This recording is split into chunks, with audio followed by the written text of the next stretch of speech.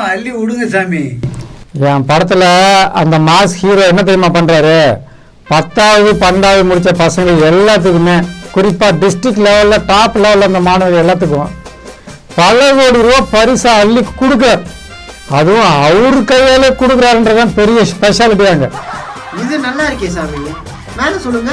அது மட்டும் இல்லாமல் ஹீரோ என்ன தெரியுமா பண்ணுறாரு, ஹீரோ புயலில் பாதிக்கப்பட்ட மக்களுக்கு ஒரு 20-25 நாள் சென்று அங்கே போய் மளிகை உள்ளிட்ட பொருட்களை இலவசமாக கொடுக்குறாரு. அதையும் அவரு கையாலே கொடுக்குறாரு. இதெல்லாம் பழைய காலத்து ஸ்டைல் சாமி. இது போல செஞ்சா உங்கள் ஹீரோ சிஎம் இல்லை, எதிர்கட்சி தலைவராக கூட வர முடியாது. டேய், நீங்கள்லாம் டைரி இருந்தால் எழுதி வச்சுக்கோங்க. கண்டிப்பாக என்னோட ஹீரோ வந்து சிஎம்மும் ஆகுறாரு. நான் படம் பண்ணுறது சூப்பர் டூப்பர் ஹிட்டும் ஆகுது. சரி சாமி, படம் வந்து ஊருக்கு இப்போ எவ்வளோ வரும் சொல்லுங்கள். இல்லை நான் ஊருக்கெல்லாம் போக முடியாது. சாதிக்காமல் சினிமா டைரக்டர் ஆகாமல் ஊர் பக்கமே வர மாட்டேன்னு சொல்லிட்டு வந்திருக்கிறேன். அப்போ சாமிக்கு ஊருக்கு போகிற ஐடியாவே இல்லையா? ஏன் சாமி, அவங்க பொண்டாட்டியோட நிலமா? அவன் என்ன எப்போ டைவர்ஸ் பண்ணிட்டான். இப்போ அவங்க தப்பிச்சுட்டாங்க, நாங்கள் மாட்டிக்கிட்டோமா சாமி? இவ்வளவு திறமையான உங்களையே டைவர்ஸ் பண்ணிட்டாங்கன்னா அப்படி என்னதான் காரணமாக இருக்குது சாமி? இப்பெல்லாம் நான் சமைக்கிறது அவ்வளோ டேஸ்டாக இல்லைன்னு சொல்லிட்டாப்பா. அவ்வளோதானா சாமி, இல்லை இன்னும் ஏதாவது இருக்கா? இருக்கு. சொல்லுங்க சாமி, கொஞ்சம் டைம் பாஸ் பண்ணுவோமே. என் பொண்டாட்டி 3வது கல்யாணம் பண்ணிட்டாப்பா. சாமி நில்லுங்க. அப்போ உங்கள் பொண்டாட்டிக்கு நீங்கள் செகண்ட் ஹேண்டுன்னு சொல்லுங்க. அவங்க எத்தனை பேத்துக்கு பொண்டாட்டி ஆனாலும் சாமி இன்னும் பொண்டாட்டிங்கிற வார்த்தையை விடலை பார்த்தியா? சாமி தாயா. இதுக்காக சாமி இவ்வளோ பில்டப் கொடுத்தீங்க? ஏன் சாமி, 4 குழந்தைங்க இருக்காங்கன்னு சொன்னீங்க, அதுக்காவது நீங்கள் தான் ஓனரா? இல்லை அவங்களுக்கெல்லாம் புருஷன் தான் அப்பா. அதுவும் போச்சா? அப்போ நீங்கள் வெறும் ஜமையக்காரா மட்டும் தான் வேலை செஞ்சுருக்கீங்க. சொல்லுங்க. எங்கடா எல்லா வேலையும் நான் தான் பார்த்தேன், ஒன்றும் ஒர்க் அவுட் ஆகலை. சரியா வேலையே சேர்த்துருக்கேன். சரி மேலே சொல்லுங்க. என் ஒய்ஃபு அடுத்த கல்யாணம் பண்ணதில் 5வது வந்து கர்ப்பமாட்டான்னு தெரிஞ்சு இதுக்கப்புறமும் நம்ம இங்கே இருந்தால் சோறு கிடைக்காதுன்னு தான் சினிமா படம் சென்னைக்கு வந்துட்டேன். சோறு கிடைக்கலன்னு சினிமா படம் வந்திருக்கேன்னு சொல்றீங்களே சாமி, கொஞ்சமாவது சினிமா நிலைமை என்னன்னு யோசிச்சு பார்த்தீங்களா சாமி? சரி சாமி, நீங்கள் டைரக்டராகவே ஆக முடியாதுன்னு நினச்சிக்கோங்க. வேறு என்ன மாதிரியான சம்பவம் உங்கள் வாழ்க்கையில் நடந்தால் நீங்கள் திரும்பி ஊருக்கு போவீங்கன்னு சொல்லுங்கள், அது நடக்குமான்னு பார்க்கலாம். திரிஷாவை கல்யாணம் பண்ணிக்கிட்டா ஊருக்கு போயிடலாம்னு நினைக்கிறேன். சாமிக்கு நடக்காத பேசியே வழக்கமாக போச்சு. சாமி நான் கிளம்புறேன்.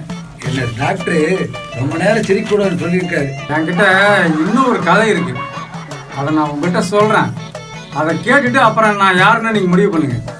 ஆனால் அதை கண்டிப்பாக நான் உங்களோட காதில் ரொம்ப சீக்கிரட்டாக தான் சொல்லுவேன். வீடியோவில் மீட் பண்ணிக்கோங்க.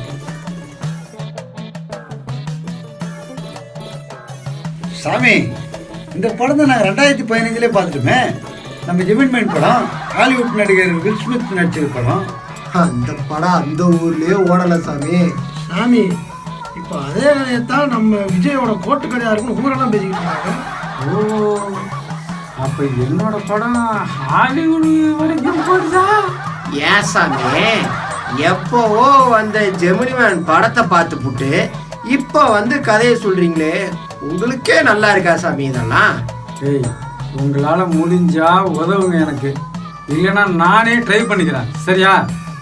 சாமி ட்ரை பண்ணுறேன்னு சொல்கிறீங்களே, எங்கே ஒரு ப்ரொடியூசர் பேராவது சொல்லுங்க பார்ப்போம். நான் கடவுளாக நினைக்கக்கூடிய ப்ரொடியூசர்னா ட்ரைடன் ரவீந்திரன் சார் தான். சாமி அவரு ரொம்ப நல்ல மனுஷன், நீங்கள் ஏன் அவரை போய் லாக் பண்ணுறீங்க? ஆனால் அவர் ரொம்ப நல்லவர், அதனால உங்ககிட்ட இருந்து எப்படியா தப்பிச்சிருவார் அவர். சரி சாமி, நீங்கள் ஏன் அவரை நோக்கி ட்ரை பண்ணிட்டு இருக்கீங்க?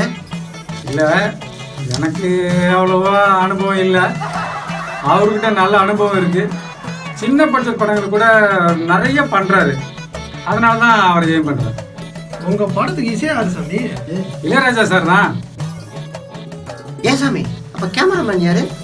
பிசி ஸ்ரீராம், இல்லைன்னா அவரோட அசிஸ்டண்ட் யாரை வேணாலும் ஓகே தான். உங்கள் படத்துக்கு எவ்வளோ ப்ரொடக்ஷன் செலவாகும் தெரியுமா சாமி? கண்டிப்பாக தெரியாது.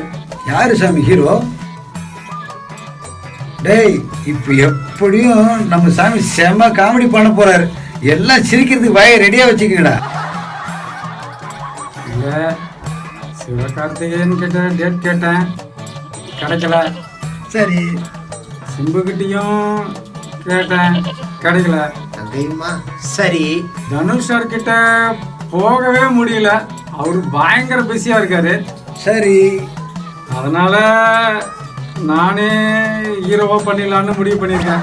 இது வேலைக்கு ஆகாது, நான் சொல்லலை. ஏய், யாரும் சிரிக்காதீங்க.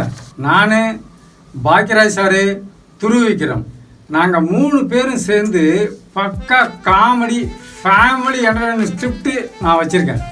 கண்டிப்பாக சொல்கிறேன், இது ஒரு டிஃப்ரெண்ட்டான சப்ஜெக்ட். கேரளாவில் ஹிட்டான ஆர்டிஎக்ஸ் படம் போல் ரொம்ப டிஃப்ரெண்ட்டான படம், லோ பட்ஜெட் ஸ்கிரிப்ட். கண்டிப்பாக இது 100 கோடிக்கு மேலே வசூல் செய்யும். அந்த படத்தோட 2 நிமிஷம் ட்ரெய்லரை உங்கள்கிட்ட சொல்கிறேன், நீங்கள் வேணால் கேளுங்க. அதுக்கப்புறம் என் திறமை என்னன்னு இந்த தமிழ்நாட்டு மக்களுக்கு நீங்களே உங்கள் கையால் சொல்லுங்கள்.